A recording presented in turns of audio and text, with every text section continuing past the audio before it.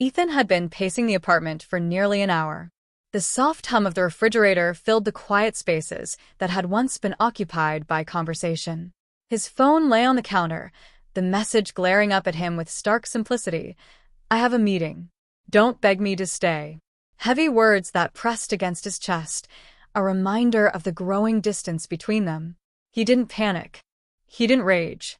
Instead, he looked around the apartment, noticing the small traces of her presence, a mug left on the counter, the faint trace of her perfume near the doorway, the stack of papers on the kitchen island left untouched. Every detail was a testament to the walls she had quietly built around herself. Brick by silent brick. Calmly, he typed back, "Perfect." No capitals, no exclamation marks, just the distilled truth. His thumbs hovered for a moment before sending it. Each second was a quiet rebellion against months of small betrayals and subtle dismissals. He didn't need to explain himself. He didn't need her permission to assert his boundaries. Outside, the city began to stir. Cars rolled past. Pedestrians moved through measured chaos. Yet Ethan felt detached, observing without becoming part of it. He imagined her arriving at the office, her confident smile, the casual way she'd tell colleagues she was busy, that nothing outside her control mattered. She had assumed he would stay home, invisible, waiting, pleading. He left the apartment without looking back.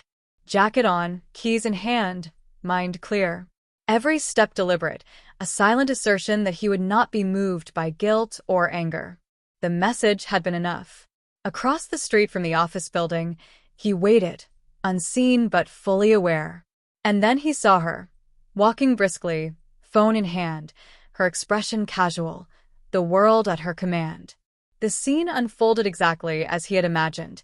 The laughter, the small talk, the fleeting glance at another man who believed it was an ordinary interaction.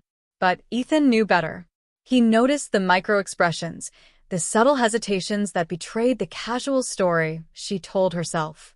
He didn't intervene, not yet. The quiet tension was his ally. Each second stretched, giving weight to the inevitability of what was about to happen. In this calm, deliberate observation, he held the power, awareness, patience, and the unspoken threat of accountability she could no longer escape. From across the street, he watched her move through the office lobby with effortless confidence. Phone pressed to her ear, her voice light, joking, as if the outside world didn't exist. But he saw the small signs, the tilt of her head, the brief flicker in her eyes, the slight tension in her shoulders.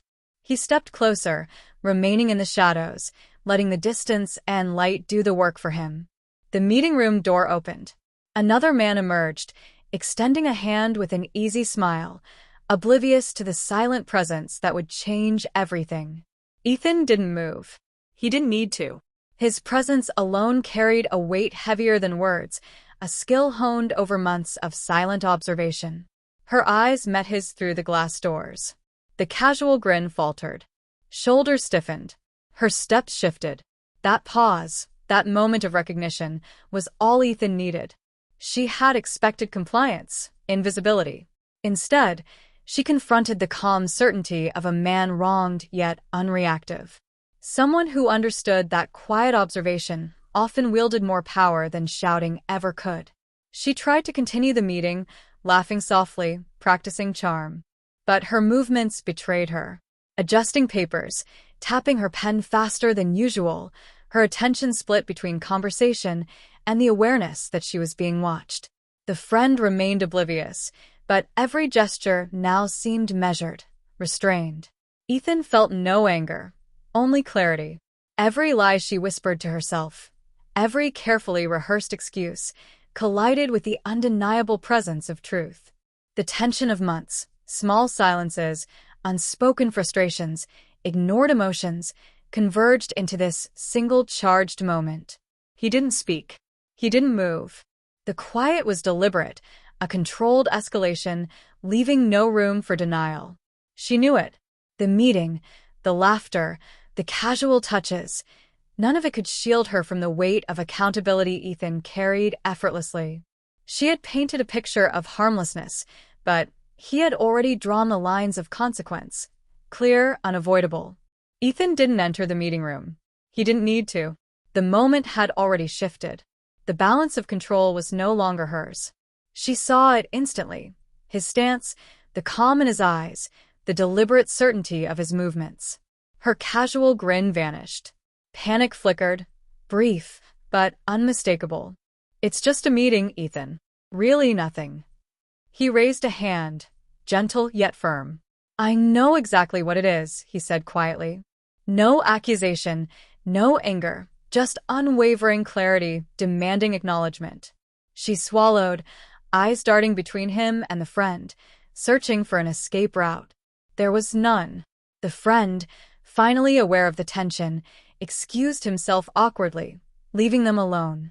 Ethan walked closer, each step measured, deliberate. "You don't get to ask me to stay when you've already left," he whispered. Every word precise, deliberate. Months of quiet endurance, ignored texts, half-hearted apologies, all condensed into a single statement. She tried to protest, to explain, but no words breached the calm, quiet wall he had built. The harmless facade she carried lightly now felt oppressive, undeniable. Every gesture, every smile, every excuse had been seen, catalogued, measured. Finally, she lowered her gaze. Ethan stepped back.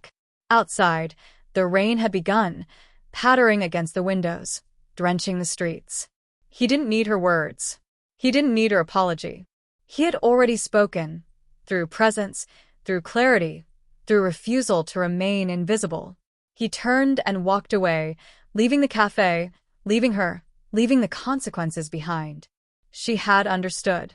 The harmless meeting had met the weight of accountability.